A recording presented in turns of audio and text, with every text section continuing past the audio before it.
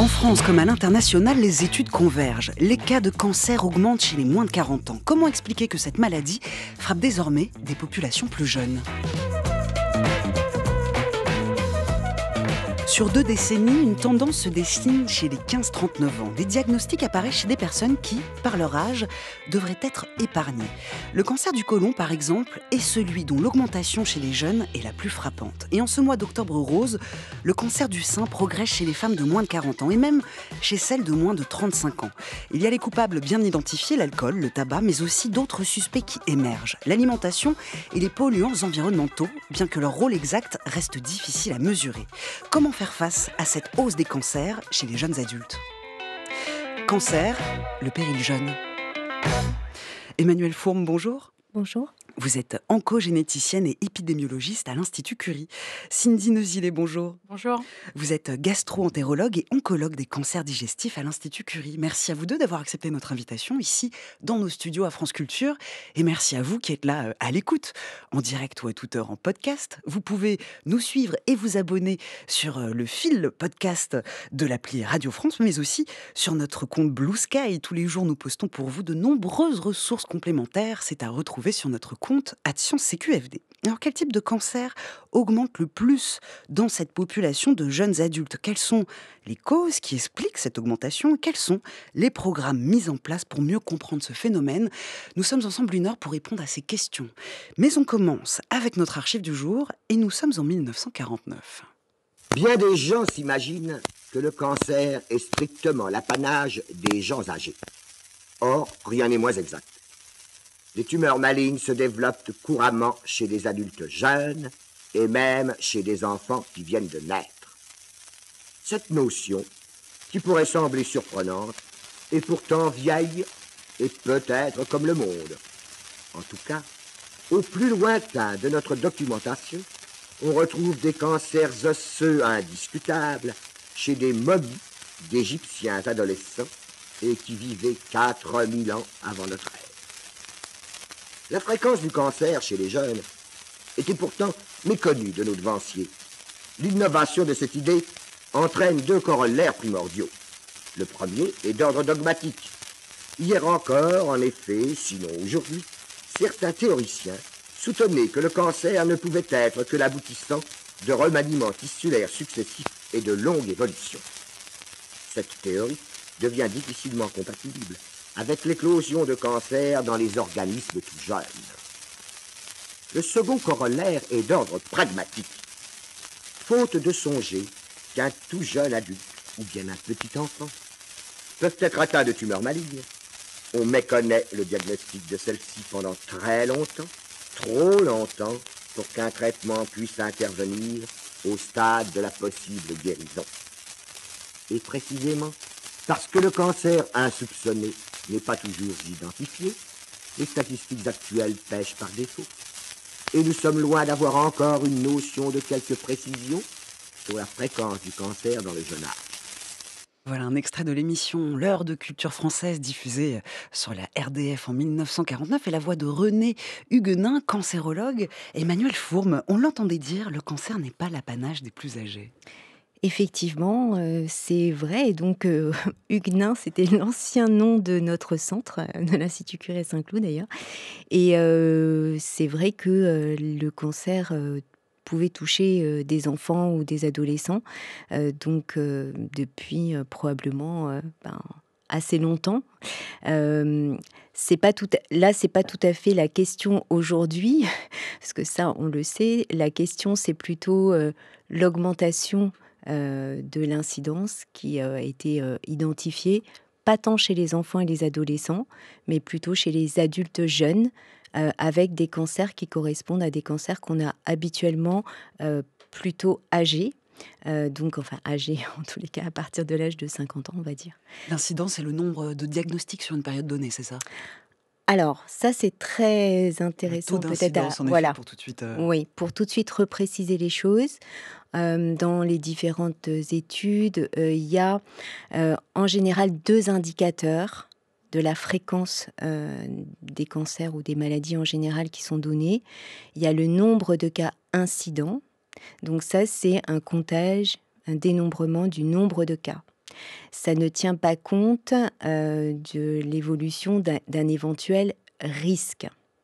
C'est, par exemple, dans l'étude du Lancet, quand il parle d'une augmentation de 80% des cas incidents, on est dans une augmentation d'un nombre de cas de cancer. Ça peut vouloir dire que la population a changé en structure, qu'elle s'est accrue, par exemple. Une population qui augmente, même si le risque de cancer ne bouge pas, par définition, automatiquement, il y aura donc un nombre de cas incidents plus important. Ça peut être aussi le fait que la structure d'une population change, qui peut augmenter le nombre de cas incidents.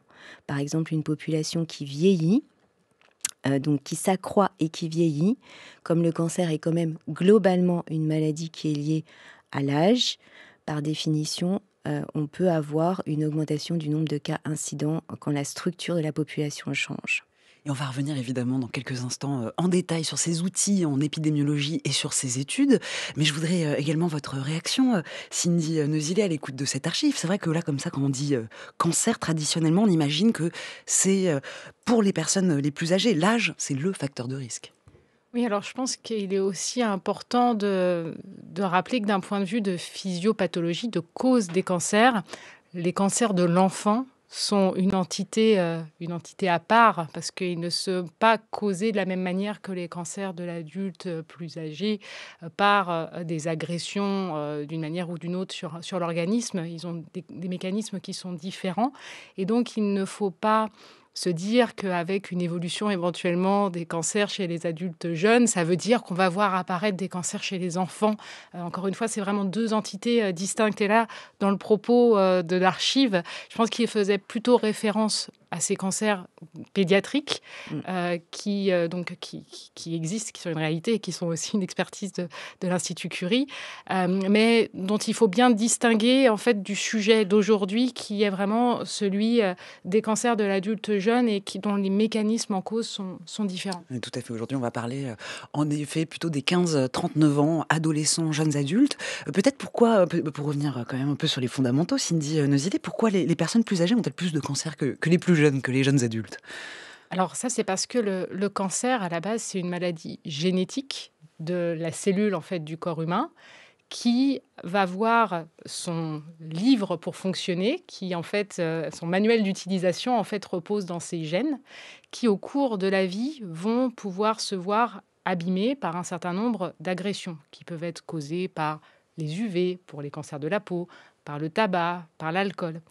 Et donc il y a d'un côté ces agressions qui surviennent, et d'un autre côté aussi un système que l'on a dans le corps normalement de veille pour identifier les cellules dont le manuel d'utilisation est abîmé et pour les éliminer. Et donc finalement, tout au long de sa vie, on crée des cellules abîmées parce qu'on est exposé aux UV, on est exposé à des agressions, même déjà dès l'âge jeune, mais on a en fait notre système immunitaire et d'autres éléments de défense qui permettent de les éliminer. Et si le cancer se développe du coup plutôt à des âges avancés, c'est parce que c'est à ces âges avancés qu'on accumule davantage des agressions et aussi que les organismes de veille sont moins vigilants pour éliminer ces cellules anormales. Aujourd'hui, les cancers continuent de toucher davantage les populations vieillissantes, mais on peut faire un état des lieux à partir de plusieurs études, et notamment une très importante publiée par Santé publique France et l'Institut national du cancer, étude parue en mars dernier. C'est 2 décennies de chiffres sur 19 départements entre 2000 et 2020. Emmanuelle Fourme, que nous enseigne cette étude ? Alors, cette étude nous enseigne tout de même qu'il y a effectivement là ce qu'on appelle une incidence qui augmente, mais on parle à la fois du nombre de cas, mais aussi du taux d'incidence. Donc là, le taux d'incidence, c'est effectivement, je dirais, l'équivalent effectivement d'une augmentation du risque d'une pathologie. Et on l'observe sur certaines localisations chez les sujets jeunes, donc de moins de 40 ans, enfin 39 ans inclus, dans cette étude de Santé publique France, qui est une étude donc, qui a été faite effectivement, comme vous l'avez dit, à la base avec les registres du cancer français Francim, les hospices civils de Lyon et l'INCa, et qui démontre que certaines localisations tumorales, pas toutes, mais certaines localisations tumorales ont augmenté au cours des 30 dernières années. Oui, avec Cindy Neuzillet, on voit une hausse plus marquée pour 6 cancers en particulier. Oui, et donc qui comprend les cancers du sein, on en a parlé précédemment, aussi un certain nombre de cancers digestifs, parce que le tube digestif est aussi un élément d'interface avec notre environnement. Et donc en particulier, il est pointé dans ce rapport le cancer colorectal, le cancer du pancréas, mais il y a aussi des données américaines, par exemple, qui indiquent qu'il y a une augmentation de certains types de cancers des voies biliaires, de l'estomac et de l'intestin grêle. Donc c'est pour ça que c'est l'ensemble finalement du tractus digestif qui est concerné. Et également, il me semble, des glioblastomes qui étaient rapportés dans le Oui, rapport. mais avec des problématiques de classification au cours du temps. Tout à fait. En revanche, cancer du rein, Mm. qui était aussi significatif dans cette étude, qui est une étude solide, qui remonte à plusieurs années. Et ce qu'il faut peut-être préciser aussi, c'est que cette augmentation d'incidence qui est observée là sur donc des registres français du cancer n'est pas une augmentation, je dirais, constante tous les ans. Donc, ce n'est pas une grosse augmentation à un moment donné, mais c'est une augmentation de l'incidence constante tous les ans sur la période d'observation. Là, quand on parle notamment des localisations sur le cancer colorectal et pour le cancer du sein. Sur le cancer du sein, on a aussi cette autre étude qui vient tout juste de paraître là en octobre dans la revue The Brist, qui met en évidence que le ratio de personnes touchées par le cancer du sein augmente bien chez les moins de 40 ans. Emmanuelle Fourme. Oui, mais en fait, c'est les mêmes données Mm. qui ont été utilisées, à part que ça, dans The Brest, ils ont fouillé un peu plus et mieux décrit les tranches d'âge. Mais effectivement, c'est d'ailleurs quasiment la même estimation, donc c'est-à-dire plus 1,5%, il me semble, d'augmentation annuelle de l'incidence, donc du taux d'incidence du cancer du sein entre 1990 et 2023, en sachant que jusqu'en 2018, c'est des données qui sont observées, et à partir de 2018 jusqu'en 2023, c'est une projection. Donc, il faut bien voir aussi quelque chose, c'est que en France, effectivement, nous avons des registres de cancer qui couvrent 24% de la population française, qui sont de très haute qualité en termes de recueil.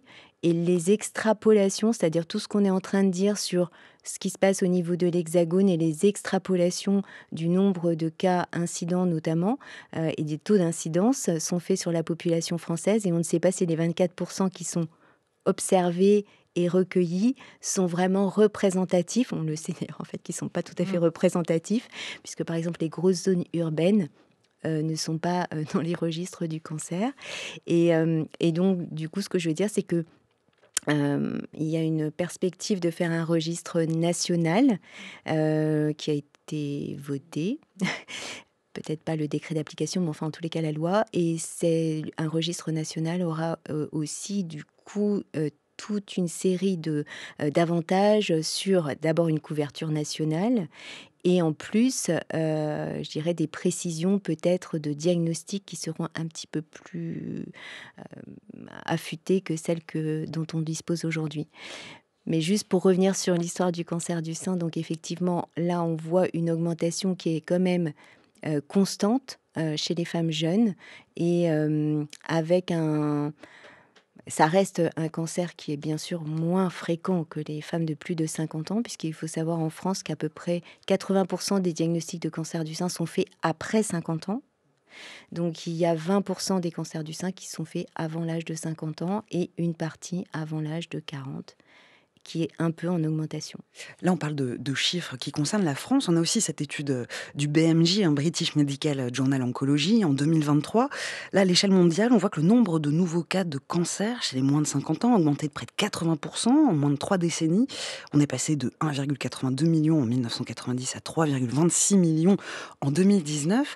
Cindy Neuzillet, est-ce que ce sont des chiffres préoccupants ? Est-ce qu'on peut parler d'explosion, même de tsunami, comme on a pu le lire dans la presse ? Alors, ce sont des chiffres préoccupants, et notamment, par exemple, quand on parlait du cancer du pancréas, au sein de la Société française du pancréas, il y a un groupe de travail qui a été créé pour se pencher sur ces problématiques de facteurs de risque et d'évolution épidémiologique. Maintenant, les termes d'explosion ou de tsunami sous-entendraient que ce serait une évolution exponentielle très rapide sur une période courte, alors que je rejoins l'analyse du docteur Fourme, à savoir que c'est plutôt un phénomène qui en fait est constant et qui conduit, quand on regarde sur l'ensemble de la période, a un chiffre d'augmentation qui est très important. Mais en fait, la cinétique, elle est inquiétante, mais pas aussi accélérée que le terme de tsunami pourrait laisser l'entendre. Mais ça veut dire quand même qu'il se passe quelque chose et que ce quelque chose nécessite que l'on se pose des questions. Il se passe quelque chose, mais il ne faut pas être trop alarmiste, c'est ça? Oui, et il se passe quelque chose qui nécessite effectivement, je vais répéter Cindy, qu'on s'interroge et que chaque pays, parce que dans cette étude, effectivement, il y a probablement ce que vous avez dit, c'est les 80%, c'est ce que je disais au départ, c'est des cas incidents. Et donc, il y a une part de cette augmentation qui est liée à l'évolution démographique de certains pays. C'est une étude qui comprenait, il me semble, plus de 200 pays dans le monde et avec des pays qui ont eu des transitions démographiques pendant la période d'observation. Oui, on a en effet donc, cette croissance démographique qu'on peut prendre en compte, mais aussi, ça peut aussi s'expliquer par de meilleurs diagnostics, par exemple. Pour certaines localisations, possiblement, mais pas pour les cancers dont on a parlé tout à l'heure en France.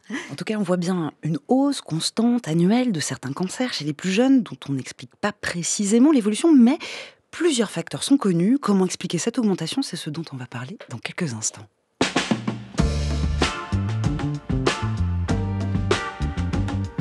France Culture, la science CQFD, Natacha Triou.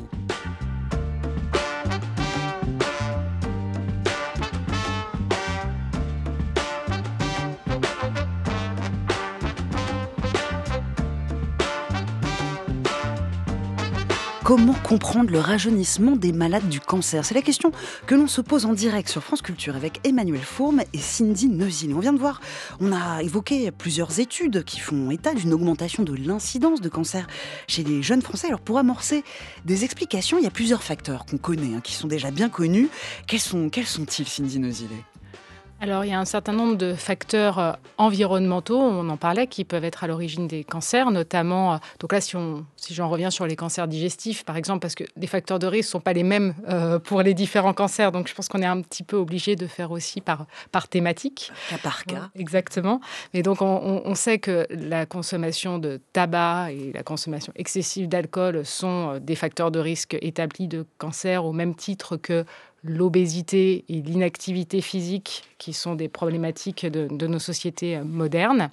Le point qui est troublant, c'est que les cancers qui sont liés directement au tabagisme, par exemple, donc comme le cancer du poumon, sont en recul, en tout cas au moins chez les hommes, alors que là, on observe cette augmentation chez les hommes et chez les femmes. Donc, si c'était lié uniquement en fait à ce type de facteurs, ça ne s'expliquerait pas en fait par rapport à cela. Et l'autre élément, c'est que la consommation de tabac et d'alcool, même si elle est problématique en France, est en recul.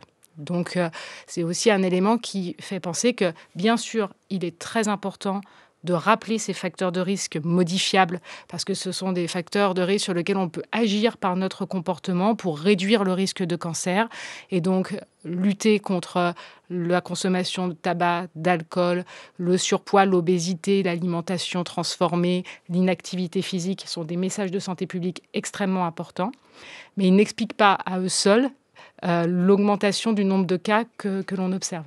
Emmanuel Fourme.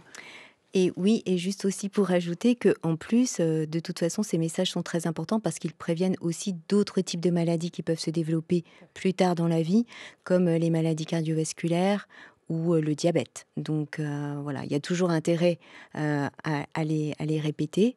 Maintenant, leur implication pour être sur les cancers jeunes, ça reste quand même une question par rapport à tout ce que vient de dire Cindy, et y compris pour les cancers du sein.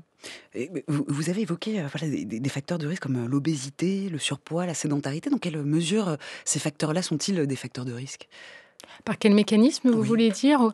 Alors, en fait, c'est parce que il y a des mécanismes qui passent par la graisse abdominale, la graisse viscérale, dont on sait qu'elle se comporte comme un perturbateur endocrinien. C'est-à-dire que quand on a trop de gras dans le ventre, ça vient perturber le fonctionnement de l'ensemble des organes du corps humain et en particulier la sensibilité des muscles et du foie à l'insuline. pour pouvoir finalement permettre au taux de sucre dans le sang de rester normal.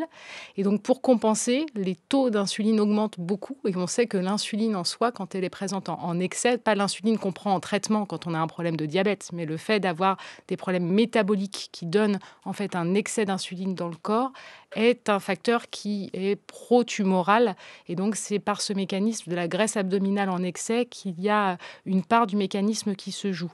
Mais pas seulement, parce que, par exemple, on sait que le bénéfice de l'activité physique dans la protection contre le risque de cancer est indépendant de l'indice de masse corporelle. Donc, il y a un effet bénéfique, même chez les personnes qui ne sont pas en situation de surpoids et d'obésité. Et donc, on sait que la pratique d'activité physique a un rôle notamment sur la stimulation du système immunitaire, dans cet effet de veille dont on parlait, et donc aussi par l'entretien d'un organisme avec une masse musculaire correcte, dont on sait qu'en fait c'est un peu on va dire la charpente qui fait qu'on est plus à même de se défendre contre les différentes agressions. Par rapport justement à l'obésité, ça pourrait être un facteur explicatif sur la hausse des cas de cancer colorectaux et de cancer du côlon chez les plus jeunes. En partie, mais pas seulement. C'est-à-dire que, notamment pour la cinétique qu'on observe aux États-Unis, par exemple, on sait qu'il y a une part de ces cancers colorectaux qui sont liés à l'obésité. Le cancer du côlon est particulièrement lié à ces problématiques. Pour les cancers du pancréas, c'est une autre part aussi importante des cancers colorectaux. On les observe chez des patients qui ne sont pas en situation de surpoids ou d'obésité. Donc, ce n'est pas le facteur qui explique l'augmentation à lui-même du risque chez cette population. Ça veut dire qu'en effet, il y a d'autres facteurs environnementaux en jeu, Emmanuelle Fourme. Alors, quels sont-ils ? Alors là, si on parle du cancer du sein, par exemple, on sait que globalement, il y a des facteurs qui peuvent être liés à la vie reproductive des femmes, des facteurs de risque, on va dire, à faible risque, mais qui ont quand même été démontrés. Vie reproductive, vous voulez dire par exemple les moyens contraceptifs ? Non, Non enfin, oui et non, c'est-à-dire l'âge précoce, plus précoce des règles, la ménopause tardive, ça a été montré comme augmentant un petit peu le risque de cancer du sein. Donc le fait d'avoir une première grossesse tardive après l'âge de 35 ans augmente un petit peu le risque de cancer du sein. Mais ça a été démontré chez les femmes plutôt après 50 ans, puisque il faut avoir eu une ménopause tardive, par définition, une première grossesse après 35 ans, il faut déjà avoir eu 35 ans pour avoir une première grossesse après 35 ans. Enfin bon, ce genre de facteurs de risque ont été montrés dans des études qui sont bien sûr, qui ont été multipliées et qui ont été faites un peu partout dans le monde. Mais plutôt pour les femmes de 50 ans, pour la raison suivante, c'est que comme c'est les femmes de 50 ans qui ont plus de 50 ans qui ont en général des cancers du sein, la puissance des études et l'identification des facteurs de risque, c'est évidemment sur cette population-là que ça a été d'abord montré et ensuite confirmé. Donc pour les sujets jeunes, c'est-à-dire pour les femmes de moins de 40 ans, les questions alors des facteurs de risque pour le cancer du sein, ce qu'on a dit tout à l'heure, les facteurs de risque modifiables, il faut quand même y penser, c'est-à-dire alcool, tabac, inactivité physique, en tous les cas au moins ces trois-là. Et ensuite, il reste quand même une part d'inconnu, il faut quand même le dire, d'autres facteurs de risque qui pourraient avoir contribué ou favorisé l'apparition de ces cancers à un âge inhabituellement jeune. Parce qu'il me semble qu'au niveau mondial, on voit que l'occidentalisation des modes de vie peut faire augmenter le taux d'incidence du cancer, et notamment du cancer du sein. C'est vrai. Ça a été montré notamment dans cette étude-là. Oui, c'est vrai. Donc là, ça laisse part à la question de, quand on dit occidentalisation, ça veut dire peut-être alimentation d'un certain type, plutôt industrielle. Enfin, a priori. Donc, une sorte de transfert entre une alimentation plus traditionnelle. Ça a été notamment montré en Asie, puisque maintenant, jusqu'à présent, on va dire, les pays asiatiques n'étaient pas forcément des pays où l'incidence du cancer du sein était très élevée. Et là, il y a aussi une augmentation de l'incidence des cancers du sein dans des pays qui étaient jusqu'à présent peu concernés par le cancer du sein, et notamment chez les femmes jeunes. Et il s'avère qu'il y a une corrélation qu'on fait comme ça, mais enfin en tous les cas qui fait que ces pays ont aussi eu cette transition dans un peu une perte, je ne sais pas complète, mais en tous les cas, un abandon un peu progressif dans les jeunes générations des modes d'alimentation plus traditionnels vers une alimentation plus industrielle. Donc c'est une corrélation. Et une corrélation n'est pas causalité. On ne cessera de le répéter tout au long de cette émission, mais je voyais aussi cette étude parue dans la revue Environmental Health Perspective en 2024 qui identifie 920 substances susceptibles d'amorcer ou de favoriser le développement du cancer du sein. Je me tourne vers vous, Cindy Nozilet, par rapport justement à ces substances. On parle de facteurs environnementaux, facteurs de risque. Comment on détermine justement les causes d'un cancer ?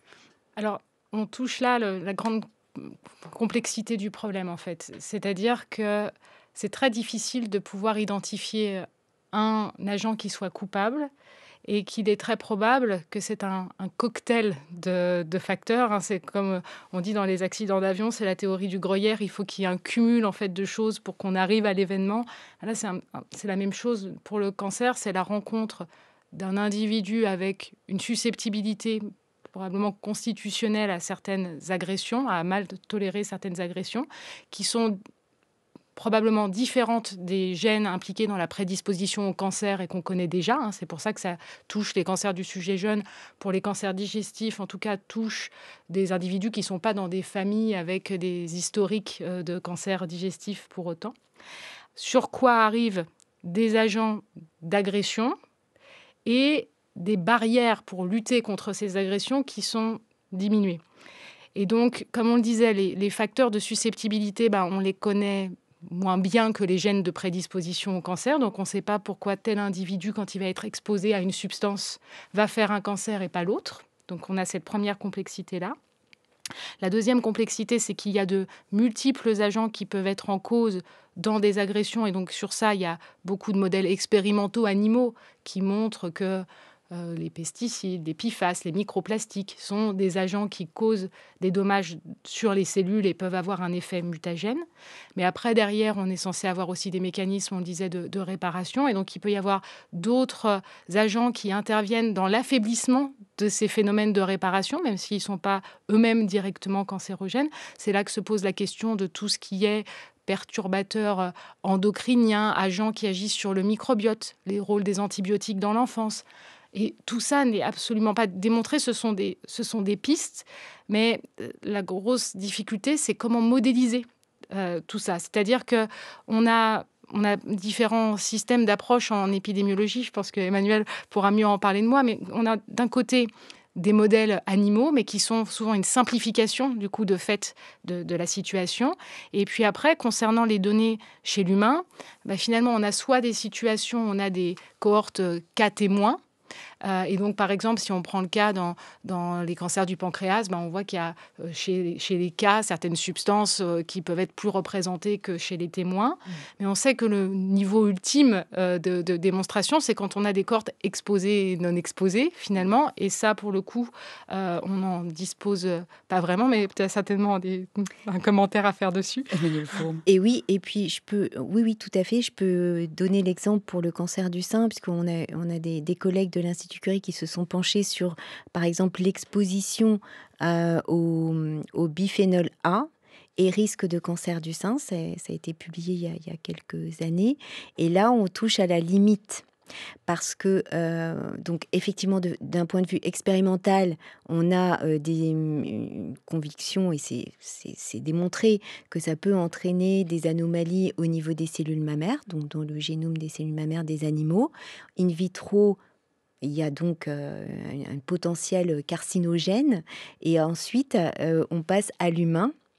Comment on démontre que ce problème et que cette exposition a un réel impact sur un risque de cancer du sein. Et donc, dans la méta-analyse là, qui a été publiée en 2018 dans le bulletin du cancer, par une équipe de Curie qui a refait un peu la synthèse de la littérature, il y avait des études cas témoins, puisque c'était les seules données qui étaient disponibles, et des études cas témoins, c'est-à-dire que là, c'est des femmes qui avaient un cancer du sein et des femmes à qui on comparait qui n'avaient pas de cancer du sein, et ils ont dosé le BPA dans le sang, les urines et même le tissu mammaire pour certaines études. Et il n'y avait pas de différence en fait qui a été montrée, sauf dans 2 études, mais globalement la méta-analyse n'était pas conclusive sur augmentation du risque de cancer du sein. Mais le problème, c'est de savoir quand est-ce qu'on mesure ces polluants potentiels ou ces perturbateurs endocriniens, et peut-être pas au moment du diagnostic. Et le problème, c'est qu'il faut avoir des études de cohorte pour pouvoir le démontrer de façon un peu plus formellement, avec la complexité supplémentaire de ce que disait Cindy, c'est-à-dire avec aussi un cocktail, ou en tous les cas une approche multidimensionnelle des facteurs de risque qu'on peut avoir, soit volontairement, soit involontairement exposés. Le fameux exposome. Et nous, on va Exactement. comprendre dans quelques instants comment justement mieux comprendre l'augmentation du cancer chez les plus jeunes, comment tout cela est étudié également sur le terrain. Restez avec nous.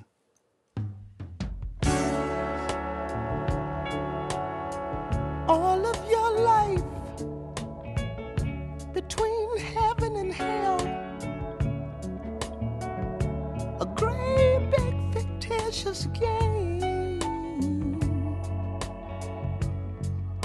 To live, Where to live is to know your shame, all your shames and your pains. To be in search for plain old happiness. 'Cause you are a special wonder, and let nobody put you under.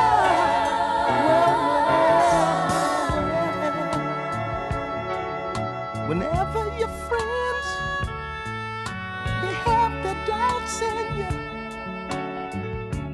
and the words you know they just aren't true, keep right on stepping, ain't nothing happening.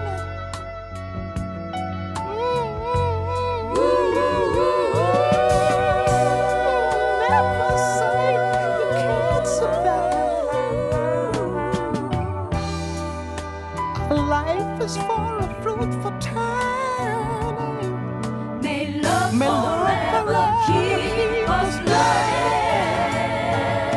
Oh, No way to depart. Love in your heart. Know you need to give, 'cause you really wanna live. you are a special wonder. Oh, baby, Let nobody put you under.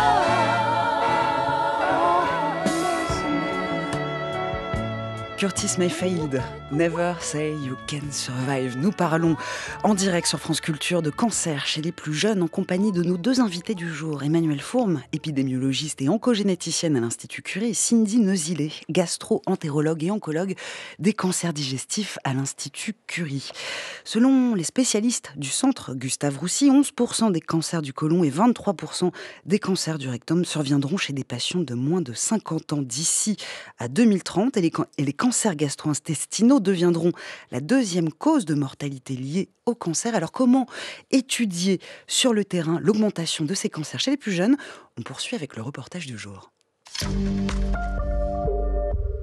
Il n'y a pas encore de consensus scientifique qui nous donne une explication à cette hausse de cancer chez les plus jeunes. Alors la science est en marche et des projets de recherche voient le jour.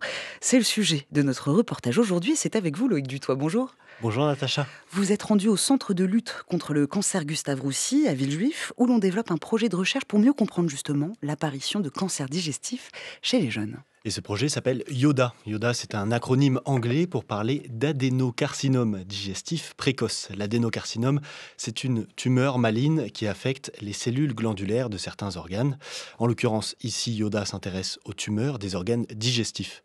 Alice Boilev, qui est médecin-chercheuse à Gustave Roussy et principale investigatrice du projet YODA, me racontait que le développement de cette étude part d'une impression diffuse qu'elle avait avec ses collègues en consultation, le sentiment qu'il y a de plus en plus de patients jeunes. En discutant avec des collègues étrangers lors des congrès, elle se rend compte que d'autres médecins ont eux aussi ce sentiment. Et puis, les premières études épidémiologiques viennent confirmer cette impression. C'est dans ce contexte qu'est née l'idée de YODA, qui sera la première étude prospective consacrée à l'analyse des facteurs environnementaux menée sur les cancers digestifs et qui devrait débuter d'ici 2026.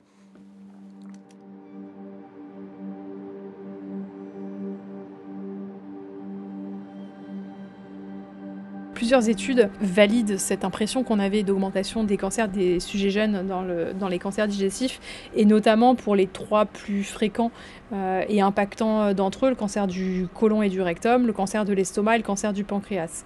Sur ces courbes, on a la description du taux d'incidence ajusté à l'âge en fonction de l'année de naissance. Donc finalement, on peut avoir... Le taux d'incidence, c'est quoi exactement ? Le taux d'incidence, c'est le nombre de patients diagnostiqués par année. Donc là, c'est rapporté à 100 000, donc c'est un taux qui ne veut pas dire grand-chose de façon brute, et ce qui est important, c'est plus l'évolution de la courbe. Et ce qu'on voit, c'est que pour les patients qui sont âgés de moins de 50 ans, on a une augmentation de ce taux d'incidence plus les patients sont jeunes, versus une diminution du taux d'incidence pour les patients qui sont plus âgés. Comment on monte un projet à partir de ces interrogations, de savoir pourquoi il y a cette hausse de cancer chez les jeunes, et à partir de toutes les hypothèses qui existent dans la littérature, qu'est-ce qu'on choisit d'aller explorer en priorité ? Nous, on se base sur des patients qui sont déjà malades. Ce sera ce qu'on appelle une cohorte prospective. Prospective, ça veut dire qu'on va suivre les patients au cours du temps à partir du moment où ils sont diagnostiqués de leur cancer. Mais c'est des patients qui ont déjà le cancer. Donc on ne va pas pouvoir aller regarder de façon très précise ce qui se passe dans le passé. Donc ce qui se passe sur, par exemple, les consommations d'antibiotiques, même il y a 10 ans, etc. et tout. Il y a des biais qui sont inhérents. Et ce qui est important, c'est d'en être conscient. Une autre approche qui est plus puissante, probablement, et qui contrôle mieux les biais, c'est des cohortes en fait, où ils vont suivre des personnes qui n'ont pas de cancer. Et regarder différents facteurs au cours du temps. Il y a des questionnaires, pareil, des prélèvements, et regarder au cours du temps qui va faire un cancer. Et après, comme ça, on peut regarder chez ces personnes saines qui va faire un cancer ou pas. La problématique, c'est que ça dure très longtemps, parce qu'en fait, statistiquement, dans cette cohorte, et heureusement, la majorité des gens ne vont pas avoir de cancer, et encore moins de cancer digestif. Donc tant mieux.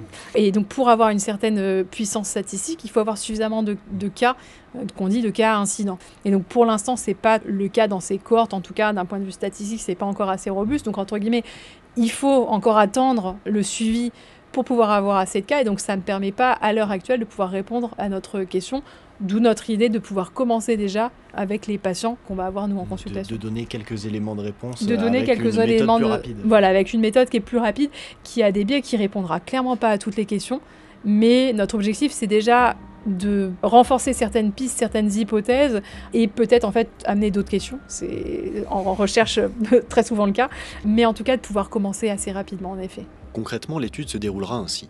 Les patients de moins de 50 ans qui viennent en consultation pour un cancer digestif et qui acceptent de participer vont remplir un questionnaire pour tenter de comprendre à quoi ils ont été exposés au cours de leur vie ou encore quelles sont leurs habitudes alimentaires. Puis au cours de leur prise en charge, différents prélèvements seront effectués. Par exemple, lorsqu'ils auront une chirurgie, on va en profiter pour récupérer un petit bout de tumeur qui sera ensuite analysé en laboratoire. L'étude sera menée dans divers centres en France pour tenir compte des disparités spatiales, comme le fait d'habiter en ville ou à la campagne.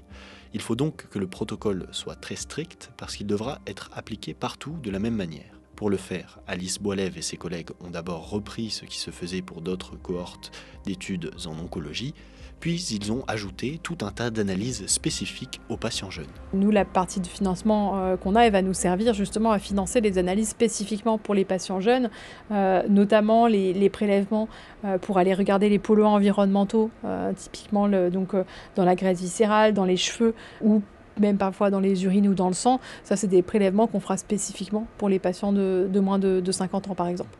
Et donc ça, c'est des spécificités du protocole qui seront adaptées finalement à notre étude. Et si Alice parle de polluants environnementaux, ce n'est pas un hasard. Une des spécificités de Yoda, c'est de s'intéresser à ce sujet en regardant par exemple l'impact d'une exposition aux pesticides ou aux microplastiques. C'est une des pistes qui est suggérée parce qu'en fait, ce qu'on recherche, c'est un facteur d'exposition auquel les générations actuelles qui ont entre 30 et 50 ans en fait, ont été exposées au cours de leur vie. Et c'est un facteur nouveau de l'environnement. L'environnement par rapport aux générations un peu plus âgées. Par rapport aux générations un peu plus âgées. Quand je dis l'environnement, c'est l'environnement au sens large. Mais il y a les pistes sur l'alimentation ultra transformée. Donc, clairement, ça, c'est dans les hypothèses. Les polluants environnementaux ont été assez peu explorés, finalement. Il y a quelques études qui suggèrent... En fait, on a tous des pesticides, on ingère tous du plastique tous les jours. Quel est le rôle de ces polluants environnementaux ? En fait, ça, on ne sait pas. Et ce qu'on espère avec Yoda, c'est pouvoir On ne peut pas dire est-ce que c'est ça qui est en cause ou pas, mais en tout cas, essayer d'explorer l'impact des polluants environnementaux sur le risque de cancer digestif, parce que le tube digestif, finalement, il est quand même au contact direct de tout ce qu'on va ingérer, mais on manque clairement, pour le coup, de preuves dans un sens ou dans l'autre, hein. Donc je suis pas en train de dire que les pesticides donnent le cancer ou quoi que ce soit. C'est une question qu'on se pose, mais en tout cas, il y a assez peu d'études qui l'explorent et qui regardent ces facteurs environnementaux de leur côté. Pour l'instant, on cherche à savoir s'il y a une corrélation statistique ou non, et l'idée d'ensuite savoir si c'est ce qui cause vraiment un taux de cancer plus élevé chez les jeunes, ça viendra que dans un second temps. Exactement, et en fait, Yoda pourra pas répondre à cette question, bien sûr, et ça restera en effet, comme vous dites, une corrélation et pas une causalité. C'est pas parce qu'on trouve dans un prélèvement qu'il y a tel ou tel pesticide ou polluant que ça veut dire que c'est ça qui a causé le cancer. Mais par contre, ça donne des pistes. Il y a des équipes de recherche beaucoup plus fondamentales qui, par exemple, vont étudier l'impact sur les cellules, qui peuvent être des cellules normales, de tel ou tel polluant. Et en fait, c'est plus pour générer des hypothèses, pour pouvoir potentiellement après prouver une causalité. Je parle de ces facteurs-là, mais c'est valable pour les autres. Et après, il y a quand même un côté mécanistique à aller explorer. Et ça, c'est la recherche plus fondamentale qui prend le relais, on va dire.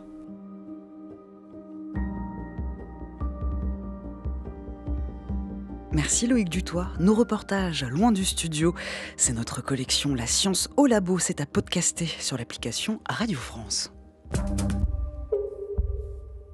Cindy Neusillet, une réaction à l'écoute de ce reportage? Oui, c'est une très belle initiative que celle de Yoda, qui a été validée par l'ensemble de la communauté d'oncologie digestive. Donc on en attend en effet beaucoup.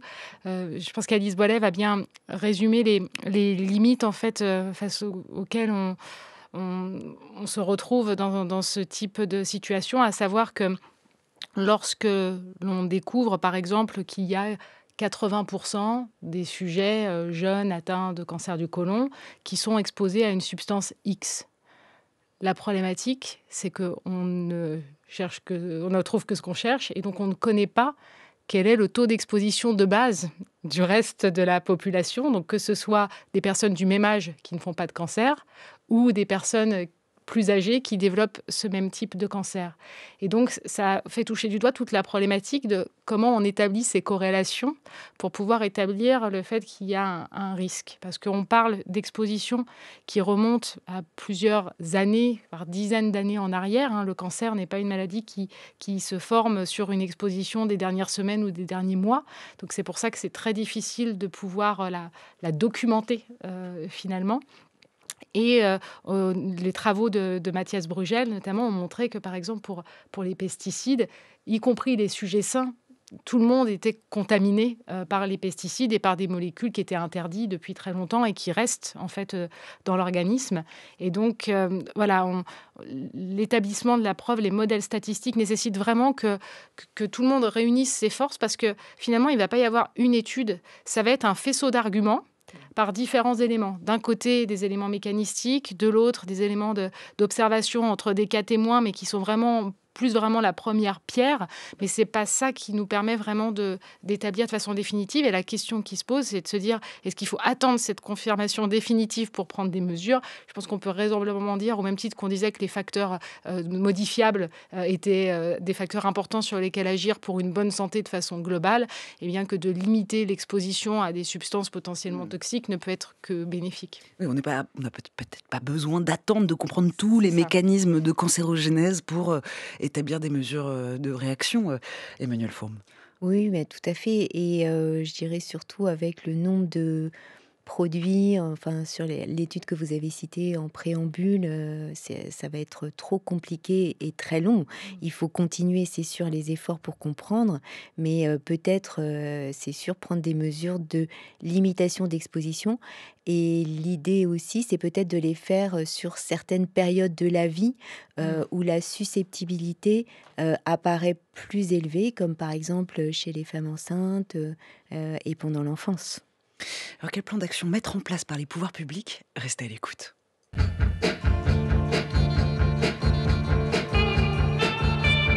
France Culture. La science CQFD. Natacha Trio.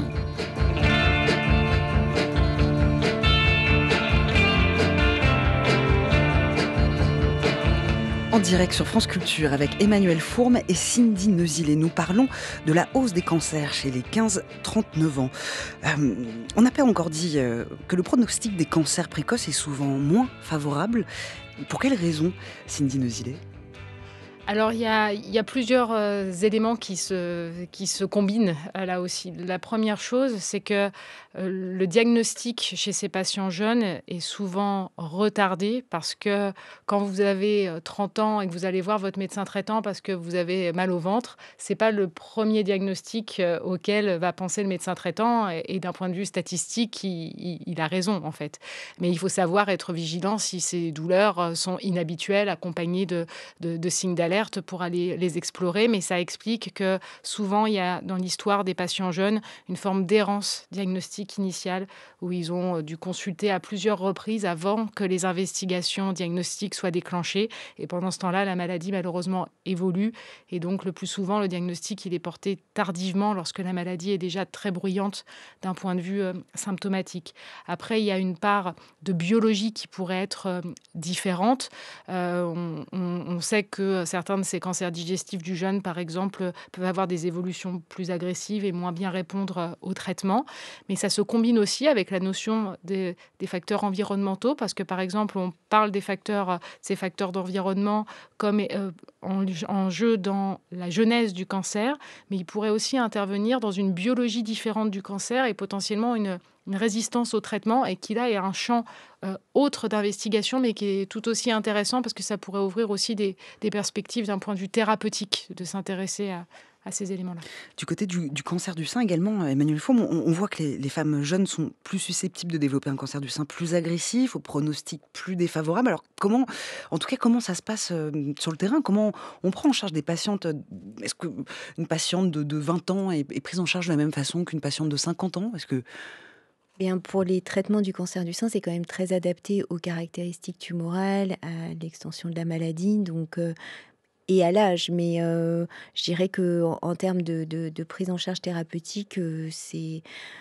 Après, juste pour revenir sur les circonstances diagnostiques et pour rejoindre ce que disait Cindy, pour le cancer du sein, très souvent, c'est trouvé à l'autopalpation ou à la palpation par la patiente elle-même ou par son gynécologue ou son médecin traitant. Et ce n'est pas un effet du dépistage, puisque chez les femmes de moins de 40 ans, par définition, elles n'ont pas accès, parce qu'il n'y a pas de possibilité d'ailleurs, de faire du dépistage. Donc c'est très souvent une tumeur qui est palpable au diagnostic et qui est trouvée par la patiente elle-même ou par son médecin ou par son gynécologue. Donc effectivement, cliniquement palpable, donc plus grosse au moment du diagnostic, que les femmes, par exemple, de 50 ans qui font des mammographies dans le cadre du dépistage, où le principe, c'est de diagnostiquer et d'identifier des tumeurs qui ne sont pas palpables au moment du diagnostic. Même que pour le cancer colorectal.